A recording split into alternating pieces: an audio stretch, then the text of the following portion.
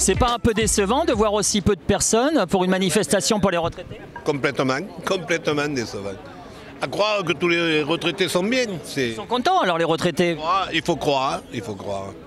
Mais plus que les retraités, depuis le début, moi, je ne suis pas syndiqué, j'ai jamais été syndiqué. Mais nous, ce qui nous a manqué, les Gilets jaunes, c'est un mouvement de foule. C'est même au niveau de nos enfants qu'on n'a pas été. Bon, c'est vrai que moi, je trouve qu'on n'a pas été assez suivis parce que il y a longtemps que ça devrait plus durer. Puis, arriver à voir ce qui se passe actuellement en France, les gens se faire matraquer, tout ça, mais on n'est plus dans un état de droit, c'est n'importe quoi, c'est plus une démocratie, c'est une dictature, quoi. Et maintenant, ce qui compte pour nous, tous les gilets jaunes, c'est que le gouvernement soit dissous et qu'on redémarre sur de bonnes bases, parce qu'on n'aura jamais rien avec ce gouvernement.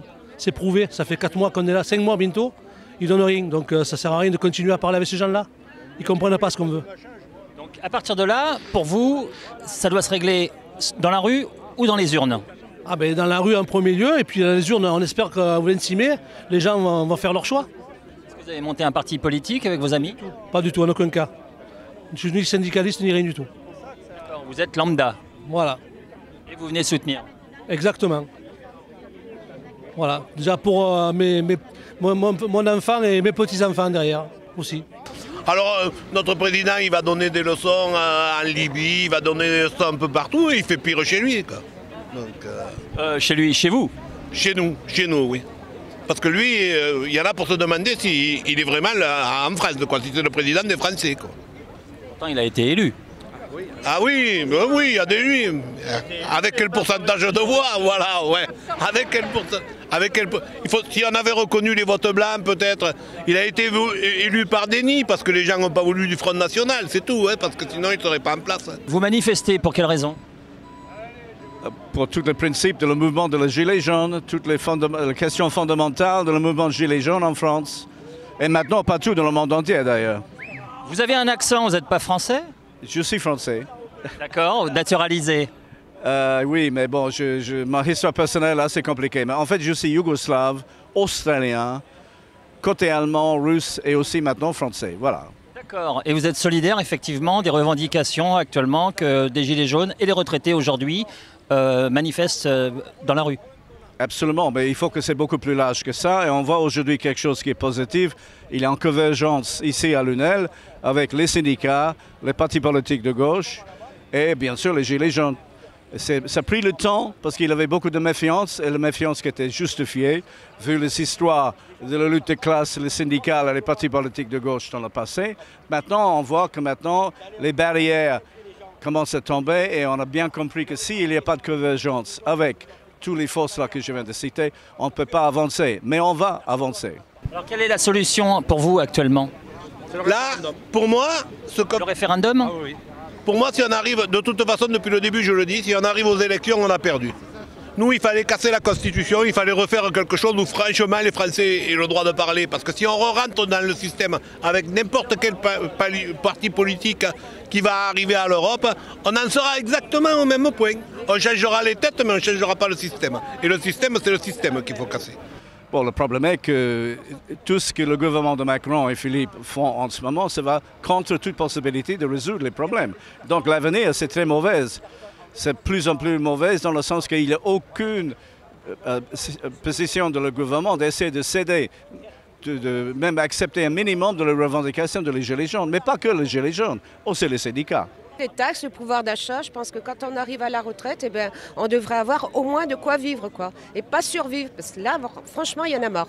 Et il se moque de nous, le président, il se moque de nous, il n'en a rien à foutre. Alors pour vous, ça serait quoi exactement le besoin des retraités de... Il faut relever le minimum vieillesse, je pense, parce que ça, c'est pas normal que... Et revoir le système des retraites. Bon, il en parle, il promet, mais il fait rien. Et je pense que quelqu'un qui a travaillé 42 ans, ce qui n'est pas mon cas, parce que j'ai eu des enfants, etc., je ne vais pas parler de moi, mais qui se retrouve avec une retraite qu'ils arrivent à peine à vivre et des loyers qui sont extrêmement chers, c'est pas normal. Et puis qu'il arrête d'augmenter les taxes, quoi. Ouais, moi, j'en peux plus, j'en ai ras-le-bol. Des fois, j'en pleurerais. Pas pour moi, mais pour les gens, pour toute cette misère. C'est la même chose? Tout à fait. Tout à fait. Il faut changer. Plus d'Europe, Il faut plus changer d'Europe, cette plus d'Europe. République. Ah oui, Parce oui. que là, il a tous les pouvoirs. Voilà. Il a tous les pouvoirs dans la main. Automatiquement. Il fait ce qu'il veut. La preuve, il continue. Hein. Là, il vient de voter la loi anti-casseurs. On est des casseurs, nous. Alors que c'est eux qui nous tapent dessus. On se défend. Hein. On n'est pas des casseurs. On était sympathiques. Hein.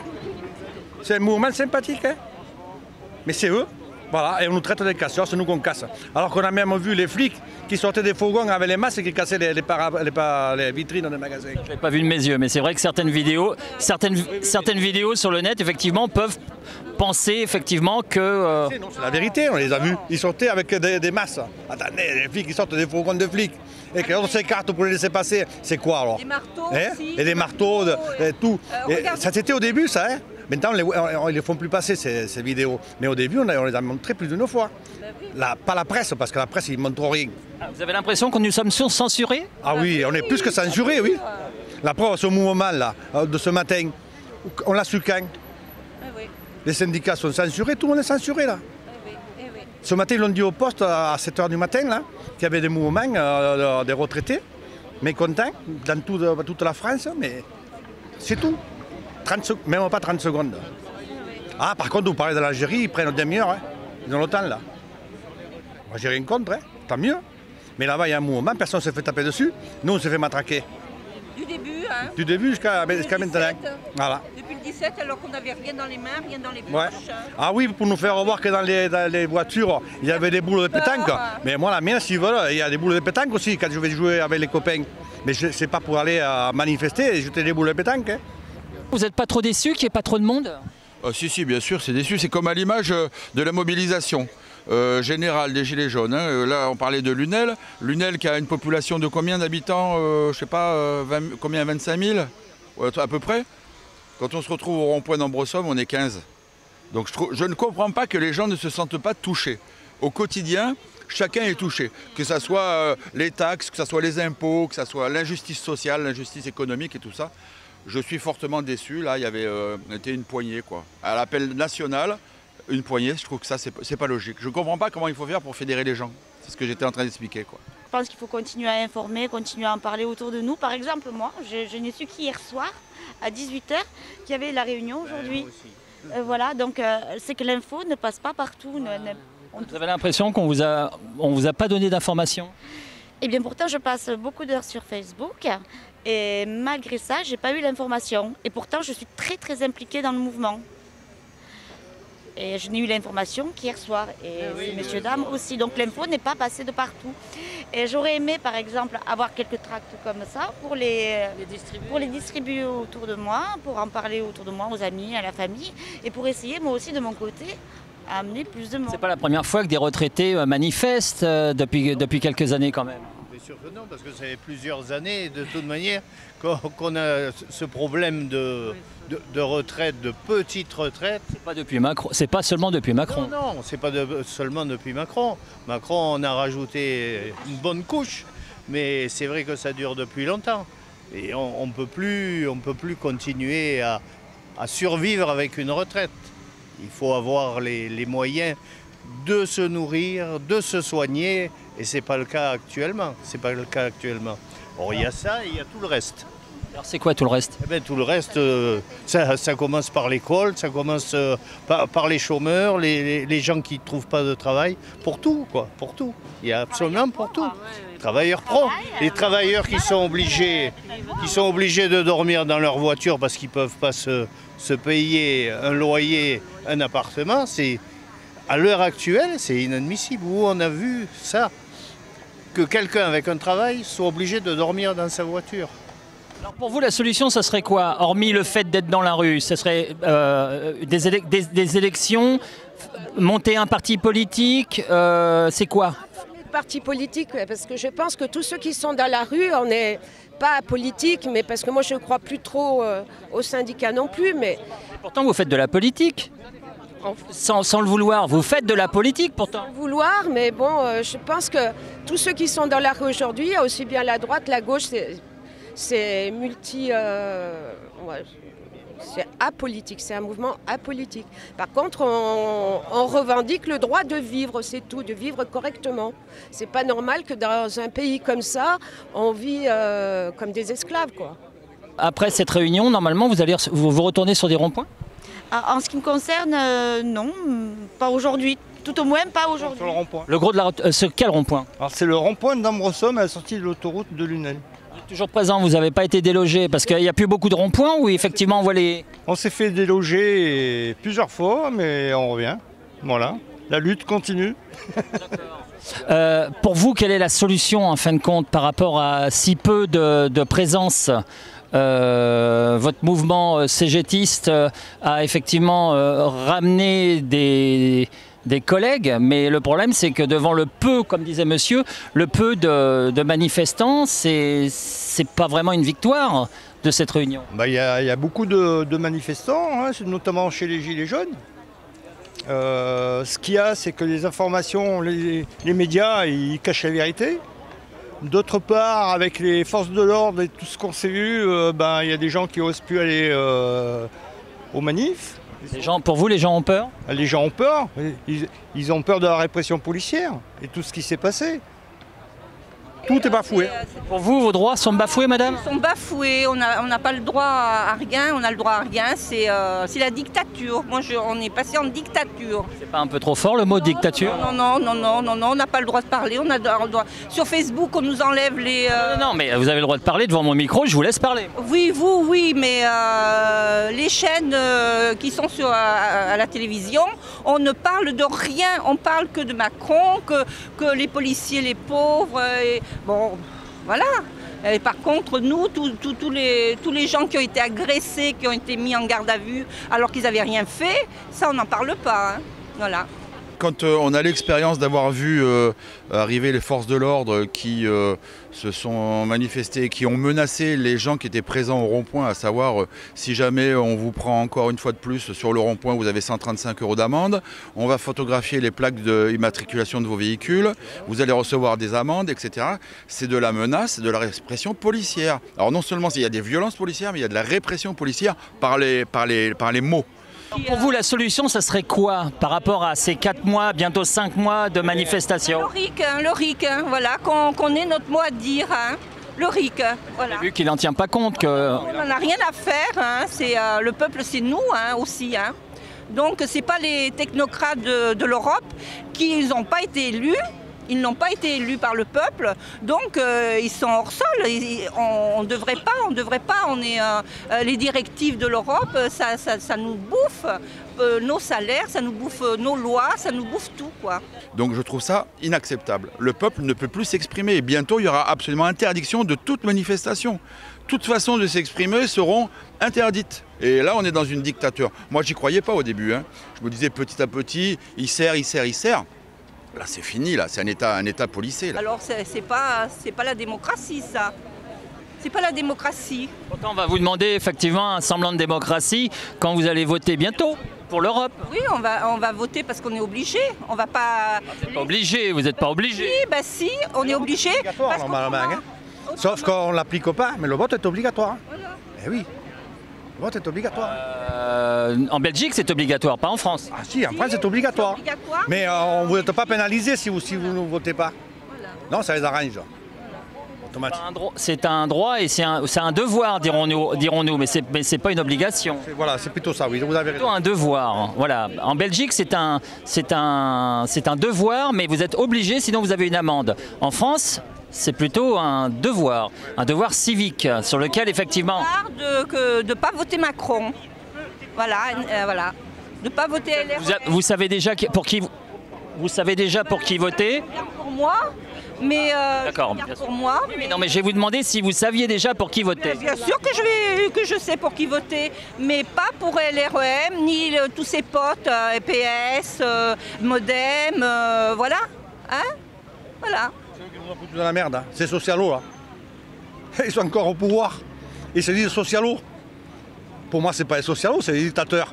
Déjà, on les a vus sous Hollande. Hein. On les a vus. C'est eux, petit à petit, qui nous ont tout enlevé. Hein. C'était la démocratie avec les 49.3. Voilà, la démocratie.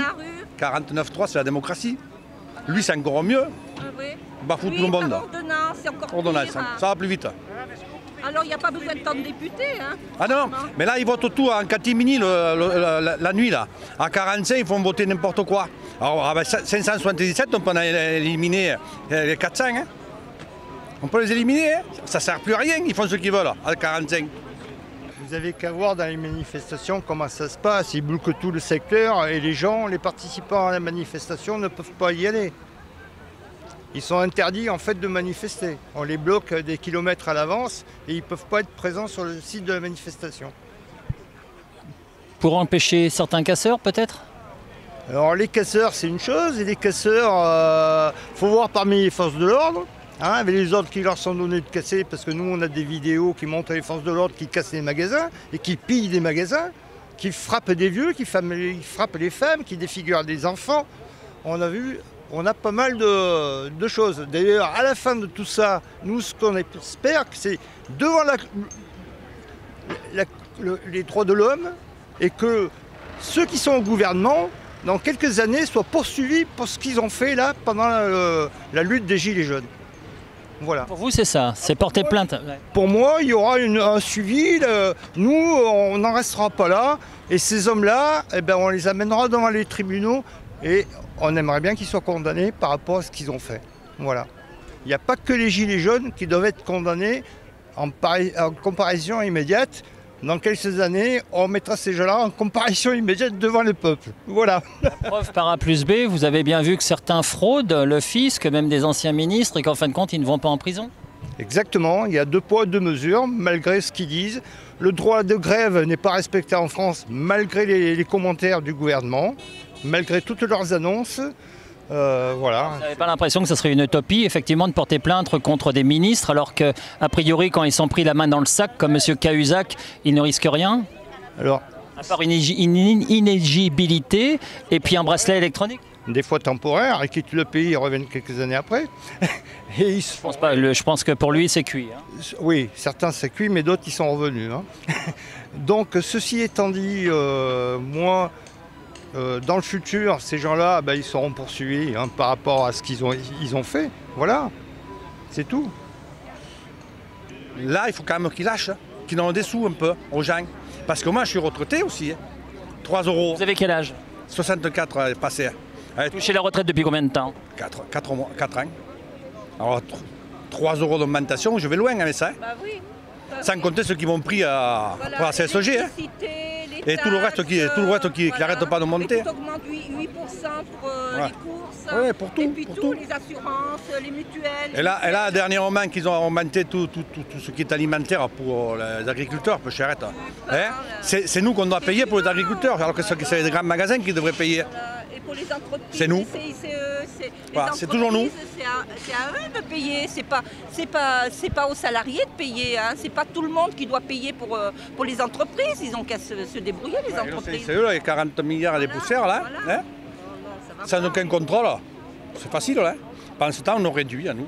La sécu, le chômage, tout, les retraites, tout. Voilà. Eux, ils ont tous les droits.